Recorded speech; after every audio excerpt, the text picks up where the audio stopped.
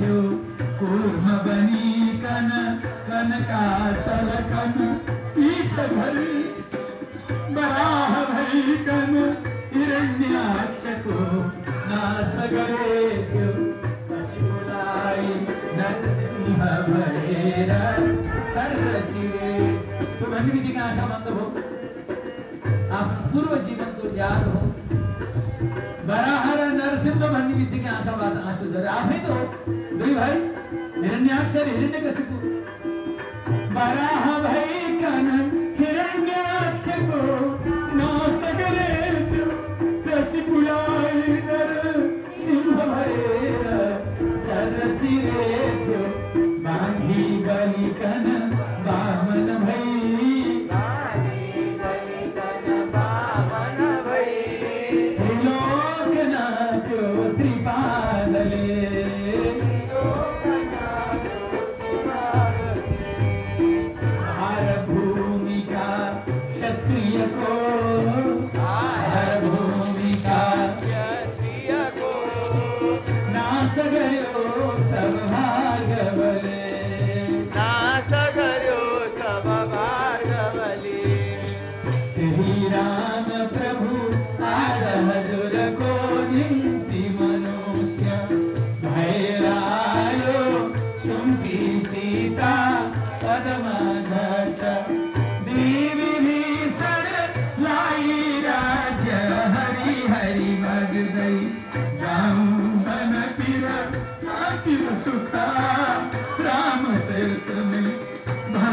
रावण मरी सके।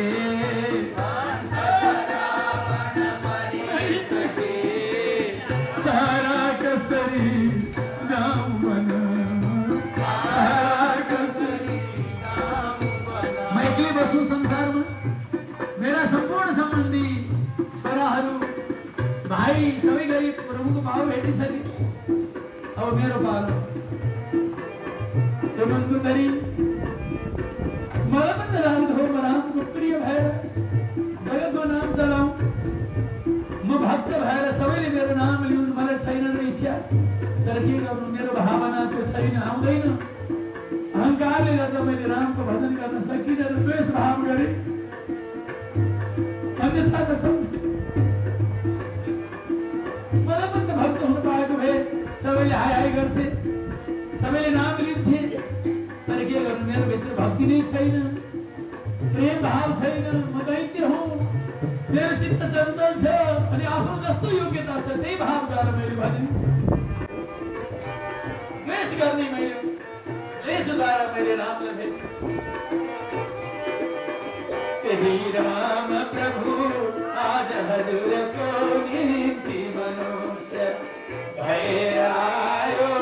सुम्की सीता पदमा धर देवी भीषणलाई राज्य हरि हरि भर्दै जाऊं वनतिर शान्ति र सुख आराम छ यसमै। भन्दछ रावण मरिसके, भन्दछ रावण मरिसके, भन्दछ रावण मरिसके, भन्दछ रावण मरिसके। सारा कसरी जाऊं वन, सारा कसरी जाऊं वन।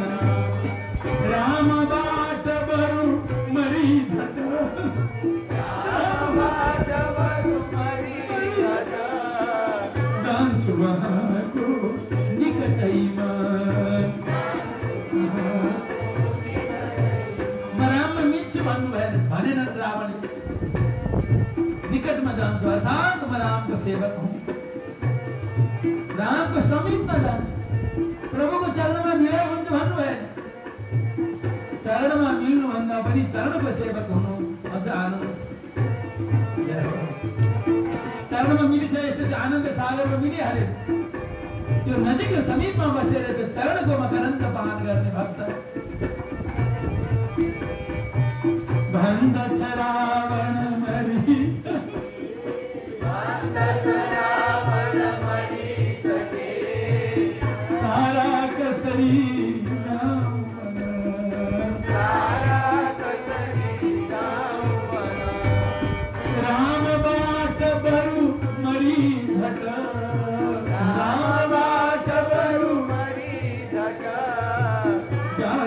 वहाँ को निकटैमा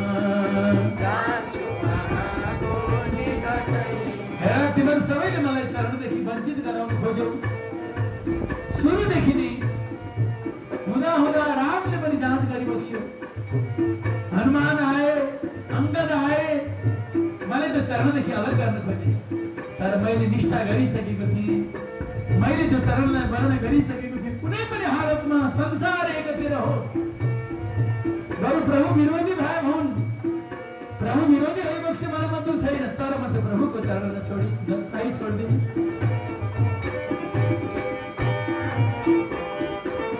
रागविद्या देश स्मिता अभिनिवेश पाँच क्लेशै तरंग हुन भ्रम भवगिवेश स्त्री सुत वैभव नहीं हुन ग्राह ऋषवणवानल जहाँ कामना जालच भैलिए को दृढ़त यो छ सिंधु संसार कड़ा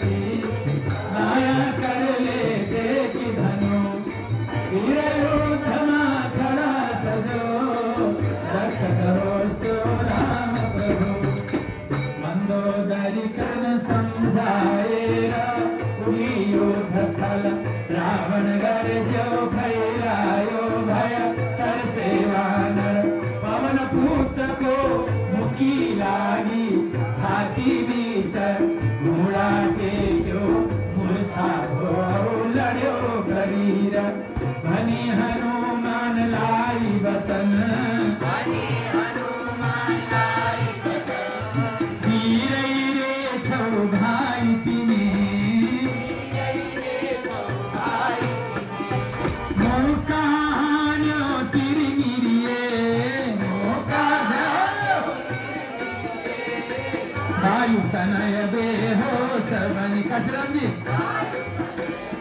एउटा मकलमा समिधा हालेर ल्याउनु र एउटा नरिवल तयार गर्नु भनी हनुमानलाई वचन भनी हनुमानलाई वीरै रे छौ भाइ तिमी मुक्का हान्यो तिरमिरिए वायुतनय बेहोस बने वायुतनय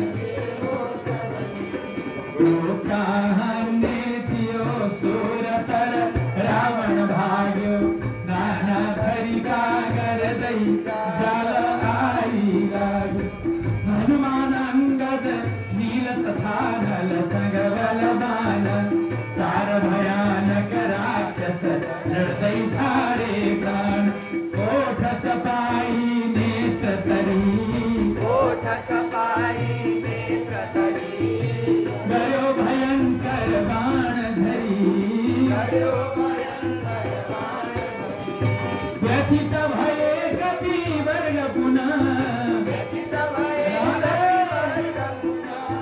छोड्नु हुन्छ निज बाण हरि मुकाहने थियो सूरत रावण भाग्यो नाना थरीका गर्दै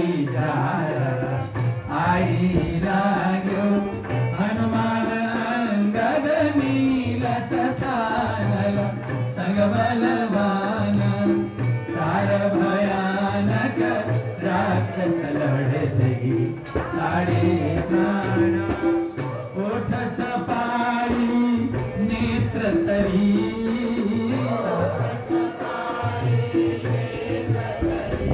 कस्तो लीला गरेको छ भगवानले आफ्नो ओठले ओठलाई टोक्नु बताउँथे आँखा तल जसको भ्रूभङ्ग मात्रले यो जगत समाहार हुन्छ आज समाहारको बेला त होइन कस्तो लीला गर्नुभयो प्रभु नजर होस् न त्यो भगवानको सुकोमल मुखारविन्द आज क्रोधित छ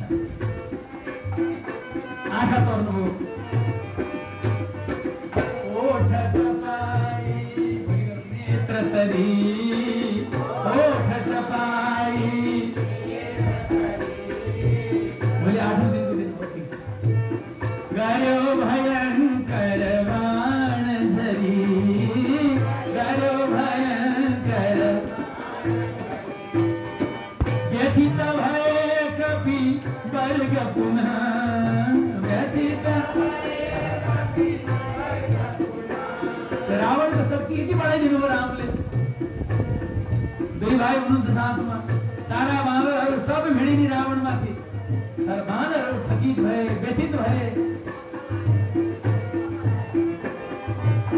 व्यथित भए कपि वर्ग पुनः व्यथित भए कपि वर्ग पुनः छोड्नु छ विजय